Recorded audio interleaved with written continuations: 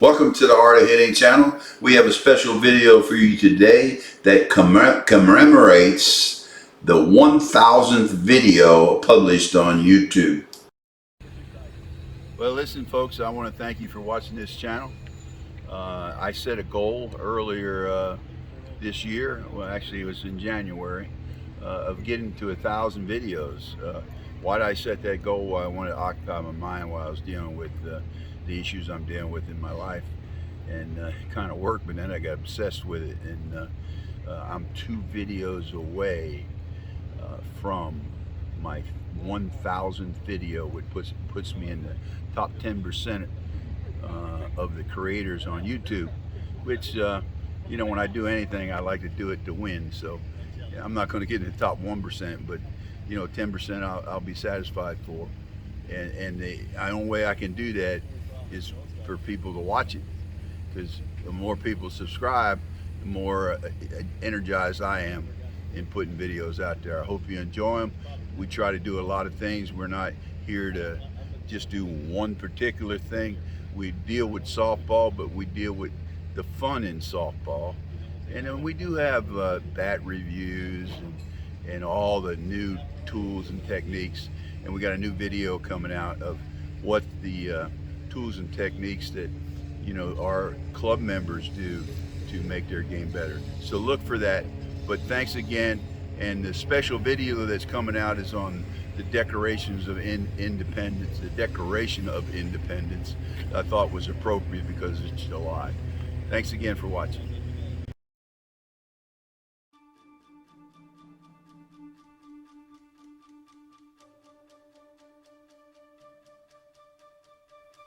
In Congress, July 4th, 1776, the unanimous declaration of the 13 United States of America.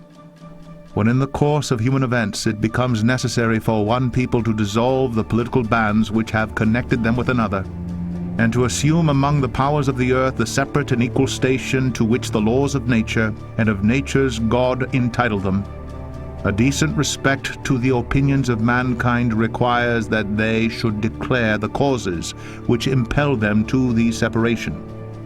We hold these truths to be self-evident, that all men are created equal, that they are endowed by their Creator with certain unalienable rights, that among these are life, liberty, and the pursuit of happiness.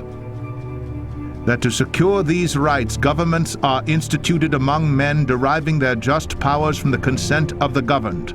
That whenever any form of government becomes destructive of these ends, it is the right of the people to alter or to abolish it, and to institute new government, laying its foundation on such principles and organizing its powers in such forms as to them shall seem most likely to affect their safety and happiness. Prudence indeed will dictate that governments long established should not be changed for light and transient causes, and accordingly all experience hath shown that mankind are more disposed to suffer while evils are sufferable than to right themselves by abolishing the forms to which they are accustomed. But when a long train of abuses and usurpations pursuing invariably the same object evinces a design to reduce them under absolute despotism, it is their right, it is their duty to throw off such government and to provide new guards for their future security. Such has been the patient sufferance of these colonies, and such is now the necessity which constrains them to alter their former systems of government. The history of the present King of Great Britain is a history of repeated injuries and usurpations, all having in direct object the establishment of an absolute tyranny over these states. To prove this, let facts be submitted to a candid world. He has refused his assent to laws, the most wholesome and necessary for the public good. He has forbidden his governors to pass laws of immediate and pressing importance, unless suspended in their operation till his assent should be obtained.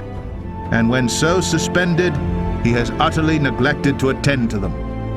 He has refused to pass other laws for the accommodation of large districts of people, unless those people would relinquish the right of representation in the legislature, a right inestimable to them and formidable to tyrants only. He has called together legislative bodies at places unusual, uncomfortable, and distant from the depository of their public records for the sole purpose of fatiguing them into compliance with his measures.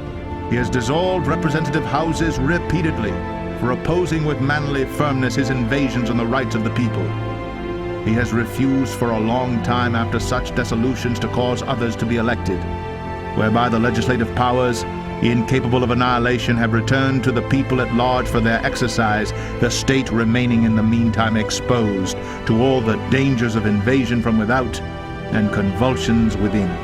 He has endeavored to prevent the population of these states, for that purpose obstructing the laws of naturalization of foreigners, refusing to pass others to encourage their migrations hither, and raising the conditions of new appropriations of lands. He has obstructed the administration of justice by refusing his assent to laws for establishing judiciary powers. He has made judges dependent on his will alone for the tenure of their offices and the amount and payment of their salaries. He has erected a multitude of new offices and sent hither swarms of officers to harass our people and eat out their substance.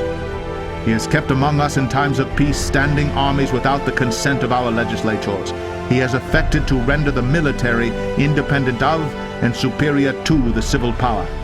He has combined with others to subject us to a jurisdiction foreign to our Constitution and unacknowledged by our laws, giving his assent to their acts of pretended legislation, for quartering large bodies of armed troops among us, for protecting them by a mock trial, from punishment for any murders which they should commit on the inhabitants of these states, for cutting off our trade with all parts of the world, for imposing taxes on us without our consent, for depriving us in many cases of the benefits of trial by jury, for transporting us beyond seas to be tried for pretended offenses, for abolishing the free system of English laws in a neighboring province, establishing therein an arbitrary government, and enlarging its boundaries so as to render it at once an example and fit instrument for introducing the same absolute rule into these colonies, for taking away our charters, abolishing our most valuable laws, and altering fundamentally the forms of our governments, for suspending our own legislators and declaring themselves invested with power to legislate for us in all cases whatsoever. He has abdicated government here by declaring us out of his protection and waging war against us. He has plundered our seas, ravaged our coasts, burnt our towns, and destroyed the lives of our people. He is at this time transporting large armies of foreign mercenaries to complete the works of death, desolation, and tyranny, already begun with circumstances of cruelty and perfidy scarcely paralleled in the most barbarous ages, and totally unworthy the head of a civilized nation. He has constrained our fellow citizens taken captive on the high seas to bear arms against their country, to become the executioners of their friends and brethren, or to fall themselves by their hands. He has excited domestic insurrections among us, and has endeavored to bring on the inhabitants of our frontiers, the merciless Indian savages whose known rule of warfare is an undistinguished destruction of all ages, sexes, and conditions. In every stage of these oppressions, we have petitioned for redress in the most humble terms. Our repeated petitions have been answered only by repeated injury. A prince, whose character is thus marked by every act which may define a tyrant, is unfit to be the ruler of a free people. Nor have we been wanting in attention to our British brethren. We have warned them from time to time of attempts by their legislature to extend an unwarrantable jurisdiction over us. We have reminded them of the circumstances of our emigration and settlement here. We have appealed to their native justice and magnanimity, and we have conjured them by the ties of our common kindred to disavow these usurpations, which would inevitably interrupt our connections and correspondence. They too have been deaf to the voice of justice and of consanguinity. We must, therefore, acquiesce in the necessity which denounces our separation and hold them, as we hold the rest of mankind, enemies in war, in peace friends.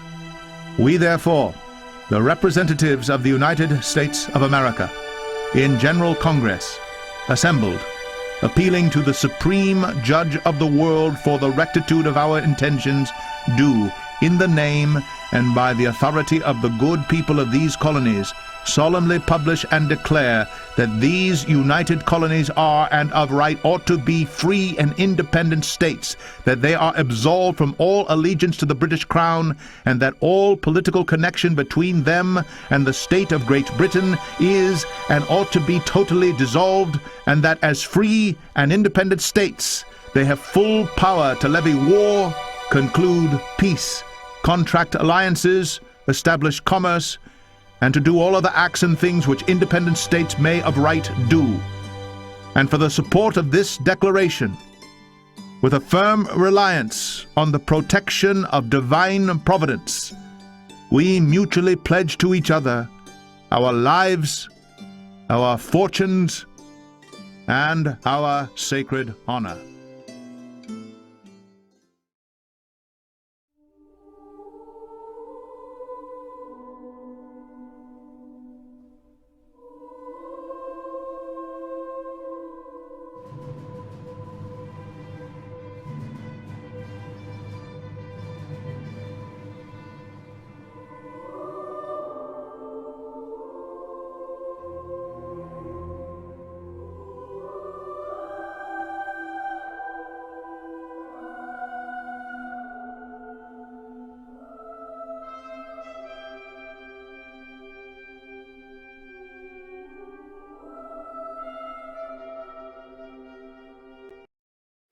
I hope you enjoyed that video. I think it has a special place in today and special place in my heart, and says it all.